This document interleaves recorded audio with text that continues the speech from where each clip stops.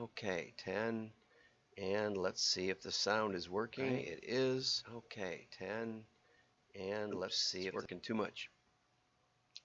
5, 4, 3, 2, 1. I'm John Miglosh, and that's the WDMA. And we're here to share some marketing news with you. So let's get over to it. Okay, first we're going to start with a commercial from Taco Bell that didn't make a bit of sense to me. And this is the 15-second version.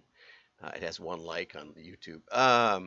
This is the 15-second version, which is what I found on iSpot.tv. But there's a 1-minute version that makes more sense. A lot of things don't make sense to me because they talk about things that I'm not involved with, like who the latest stars are, and they'll be endorsing a product or something. On March Madness, I got it because Coach K was on there, but the players, I don't know who's who anymore. Not really. So anyway, this is a sort of an homage to the movie Groundhog Day, and the clock is. I had to get the cursor over here without starting the video. The clock is just about to flip over to 7 a.m., which is when the day starts every day in Groundhog Day. It's a wonderful movie. A lot to think about. Anyway, so this person is locked in a time loop, and it's disrupting the universe on the longer version of the commercial. And so a Time Lord intervenes. That's the guy coming down from the sky and resets it. And I'm not sure if this means that they're going to have nacho fries every day or every Friday, but it sounds like for her, she could have them every day because she was in this loop. But now maybe the rest of us can have them, though I've never had any. So let's play. I'm stuck in this infinite time loop thing, so nacho fries never leave the menu. She's violating the nacho fries limited time limit. Say goodbye to Friday! Friday. Okay, so fry again. And in the longer version, they thank 1,300 fans who tweeted what they thought the commercial should say, and maybe that's why it's a little disconnected. But I think it's impressive. We were talking about user-generated content on Tuesday, and apparently Taco Bell decided to make a full production user-generated content commercial. And so, if you chimed in on that, you got to see your ideas in widescreen, high fidelity, high density, or whatever, high definition. Anyways, that's enough of that. Let's get over to the real news. And not to forget, we're going to have a virtual meetup this afternoon. An email went out earlier this morning. All you have to do is click on it, and it'll get you all the information. And we'll also be sending, you want to register, at least if you're like me, so that it gets on your calendar. There's a way to do that. And also there's we'll send the links because sometimes those get confused. So anyway, give us a sign up. We've got some great people already signed up, but usually we get some at the last minute, and we also get some who don't come. And so if you signed up, you don't want to miss it. Anyway. Let's get over to the real news. Let's see. Bing, bing. Okay. Now this was, normally you probably noticed, normally I put the direct mail piece at the back and talk about the funny stuff in the front. But today's article by Kiran Suresh is kind of an 8 to 12 minute, depending on your reading speed, commercial for Lob. I was kind of clued in on that because down here it has a link to the 2022 State of Direct Mail. And I think I was supposed to upload that. But they have what they call an infogram, which I don't know that if they understand. An infogram to me is an illustration of some content. Instead, it's just, in this case, it's a long and somewhat difficult to read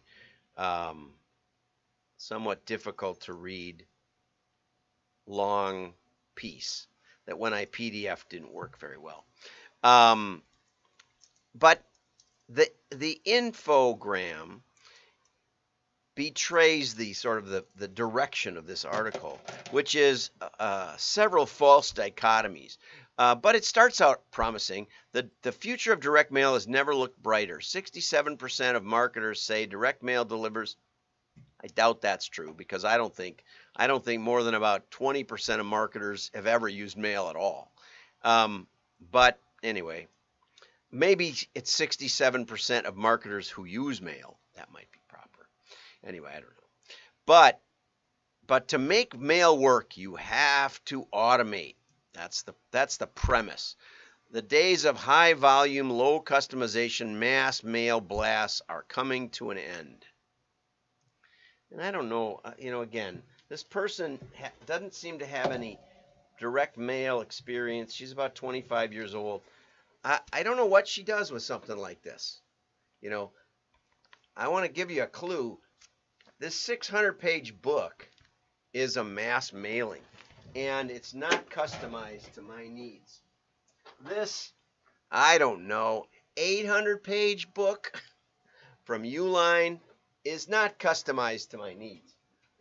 I have drawers full of not customized to my needs mailers. This mailer here, this one improved this guy's little lawn care business. He said it quadrupled his business, okay? It's not personalized to my needs. This is one of the greatest mailers of all time. I wanted to feature it today. I forgot that it was sitting there. Let me go back to the cam. Okay, I haven't opened it because we're going to have an opening now. This is from National Pen, which also has pen.com on the return address. I did a thing, Jeff from Gunderson Direct did a piece on return address on the envelope. I'm making a mess of this. I wanted to cut it open so carefully. And he said you can do a lot with this. See how they have the old National Pen logo, and then they have pens.com down below. Now this is wonderful. Look at this. This is, and because I've gotten this before, and that's why I'm so excited about it. Okay, so this has a flyer wrapped around a bubble wrap. It's not a bubble wrap.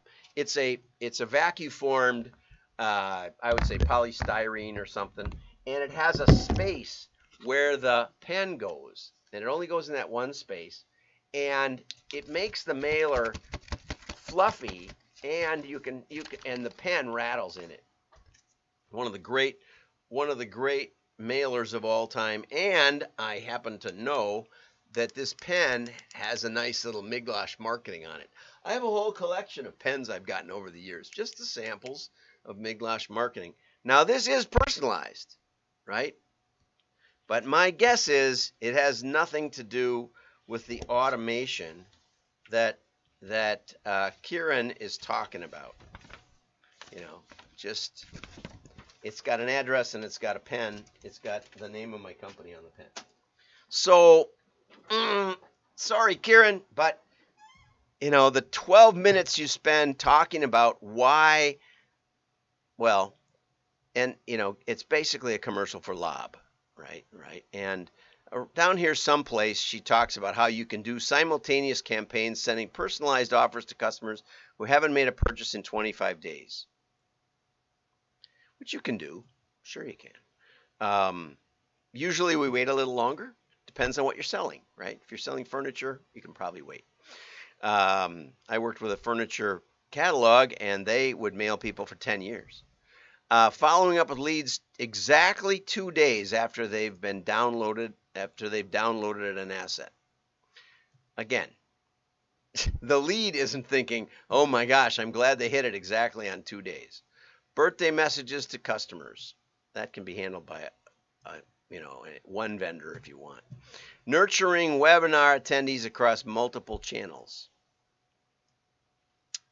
I mean, these are all things you can do. And show tracking for each mail piece.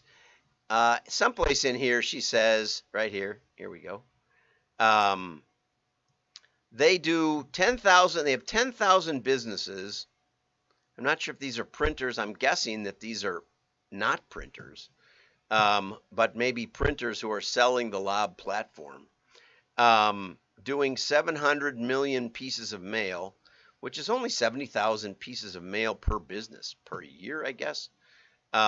It's not clear. Maybe it's life to date. So it's really not. It's really not designed around big mailers. I have one of my WDMA members alone does about 2 billion pieces of mail a year. So um, anyway, I guess it's really for small printers and small mailers. Anyway, you can read it. You go over to WDMA.org. Oops. Whenever I switch to the cam, I forget about this. Anyway, you can read it at WDMA.org. No matter what I do, I can't point at it. There you go. I have to do opposite. If you subscribe. Let's get to Normal-Ritson. The COVID years were dark, and he said, I used to read this guy, Martin Lindstrom, who basically said, COVID is going to transform everything. It will change everything and leave nothing untouched. That, I think, was the goal of COVID. I think, a lot of people around the world, a lot of government people wanted to change everything.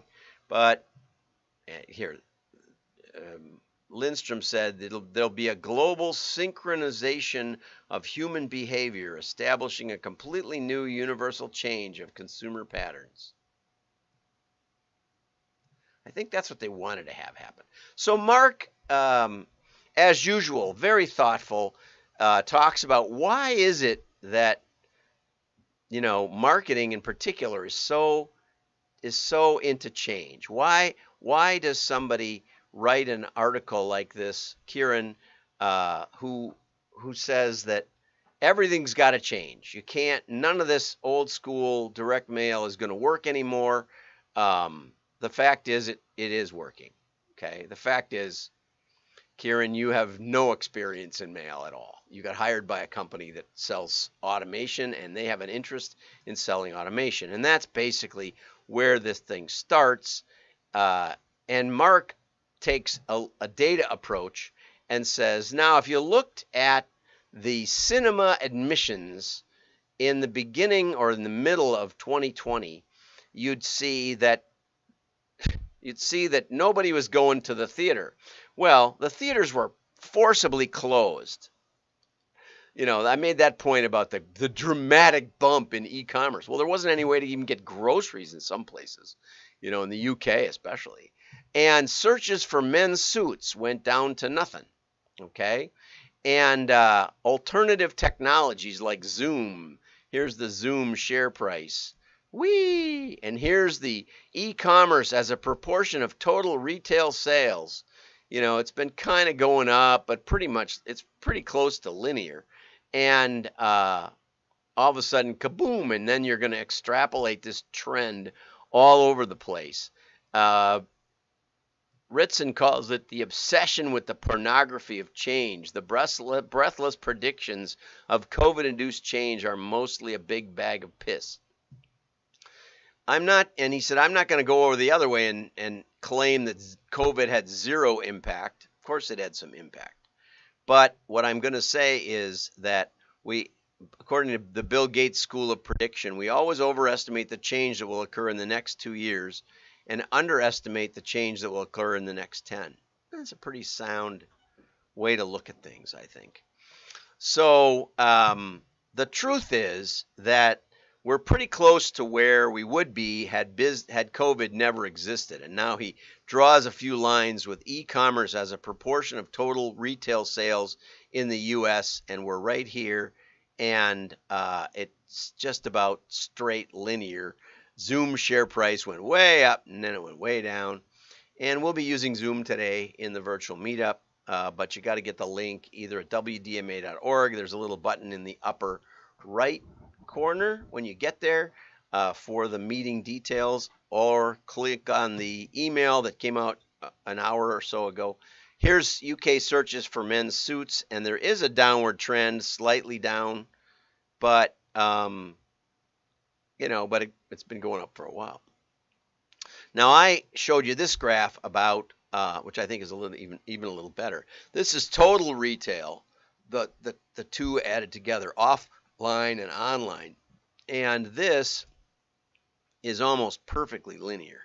And what's funny is on a year-over-year basis, or a year-to-year basis, rather, um, even e-commerce didn't bump up much. Even that big bump, he must be showing months or something. That's not even there, you know. And if you look at the percentage as compared to overall sales, it's flat. This looks like change, but not in comparison to total change. So you basically got nothing, which is good, I guess. Means we're back to normal. Okay. You know, when the stores are all closed and you have no other way to get groceries, yeah, you're going to have to get online. Okay, but you may not stay online. And people missed face to face. People like face to face without masks. I like it without masks. And I still see people wearing masks, and I kind of shake my head because even Bloomberg said it didn't seem to help. You better have a pretty good mask. Maybe you should get a whole bubble in your head with oxygen. I know. I'm not saying you shouldn't. I'm saying you should if you're that concerned. I remember when a doctor was vilified in the early days of the AIDS crisis for putting on a positive pressure helmet when she worked on people who tested positive for AIDS. Everybody said she was crazy. That it alienated the patient, and I think that's true. I think the masks did that for everybody. So you better be sure when you're doing all this stuff that there are negative consequences. That's all I'm saying. There may be positive consequences that outweigh it, but there are negative consequences. Anyway, so the UK cinema is bouncing back. I went to a movie on Monday. I went to a movie the week before. We like to go out to the movies. We have Netflix. We have Amazon. So why do marketers exaggerate change so much? That's the real question. First of all, there's a lot of money to be made from change. I bet Lob is making a lot of money promoting that you have to have this new kind of print. I remember when, everybody had to have personalized capabilities. We used to glue paper on envelopes to address them. Glue paper on catalogs. We'd take it to a mail house, a separate place. We'd have to ship our catalogs there, and we'd stick what was called euphemistically a Cheshire label, which was a green bar printout of all our addresses that we wanted to mail, and there was a machine that would cut it into little strips and glue it onto each individual mailing piece.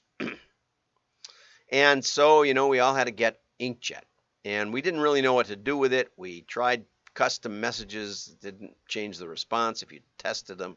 We had to get merge purge. We had to get a lot of things, and most of them didn't have much impact, positive or negative. Lindstrom has a new best-selling book, Biology for a Coronavirus World, and it makes sense of the New World Order. And Mark said he could write a book saying consumers and marketing aren't changing all that much, but who would buy it? It really gets really interesting toward the end of this article. Okay, he mentions that a lot of people in marketing here, first and foremost, there's a lot of money to be made. Okay, the people who told you about digital marketing, influencers, Bitcoin, and NFTs were making money from the aforementioned things the whole time. Like Lob. I'm not saying they are bent. I'm saying rationalization is a powerful tool for self-deception.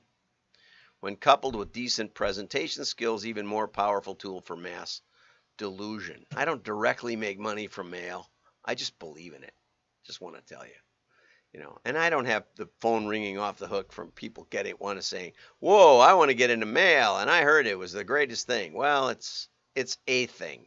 It's a way of marketing. And, find somebody who has some experience in it. Second, there's a slope that you first predict X and then you predict Y, and nobody's around to tell you that your predictions are baloney. Okay? Third, and this is really interesting, marketers in general are more white, more male, more privately educated, more metro, more tech savvy, and more ABC1. I don't know what that is, if there's a footnote. But we are also much younger than the average consumer. Not me, not me. I'm probably about the age of the average consumer. Especially in the catalog industry. Our consumers are all like 75 and above. And you get mad about it. You say, I want a younger consumer, but we got savings, we got a house, it's stuff like that. Okay, and we have a lot of 20 somethings. The first article was written by Kieran. She's I would guess about 25. She graduated in 2018. So I would guess that's about right. So they're experiencing everything for the first extra exaggerated time. No relative comparison whatsoever. And also, half of the people in marketing have no knowledge of marketing. I'm trying to remember what Kira majored in. She has a degree in Python and using it for AI, so that's interesting. So she may have some statistics, but it didn't seem like her degree was marketing per se. Don't remember. You can look her up. I'm going to tag her in the article. You just click on it and you'll go right to her profile. And I'm not saying this wrong. I didn't have any training in marketing. Well, I had a couple of years selling advertising, so I had some sales and advertising experience when I got into a real job. But no formal training in marketing, but I went into direct marketing, and there I had a mentor, Vic Hunter. So maybe they're worried they might be found out at any time. But those who know, and in the new world, if everything is different and everything changed, and this is what happened to me kind of when the internet came along, that everything would be different. And that drum got beaten for about 20 years. And now, gee whiz, guess what? We're back to where we were 20 years ago, and the same principles apply, which I said all along. So if you think I just launched onto this direct mail parade, no, I just stayed with it the whole time. And we kept doing it. We kept mailing millions of pieces a year, and we kept testing. We kept honing the machine learning. We made some innovations and made some progress and made a lot of money for our clients. But anyway, those who know nothing will know everything if everything's changing, and those who knew marketing will be left behind. My wife says, why is my phone doing this? I said, I don't know. You got a new update. When the software changes every time you pull it up, you can't be an expert. Any time you spend trying to learn the software is wasted time. I learned that when I went from Lotus 123 to, I don't know what, Quattro Pro. Anyway, have a great day. Like and share. Your friends will know you're smart. Get over there to WDMA.org and join in with us today. We'll talk about the change of COVID. Is it back to normal, or has the world changed irrevocably?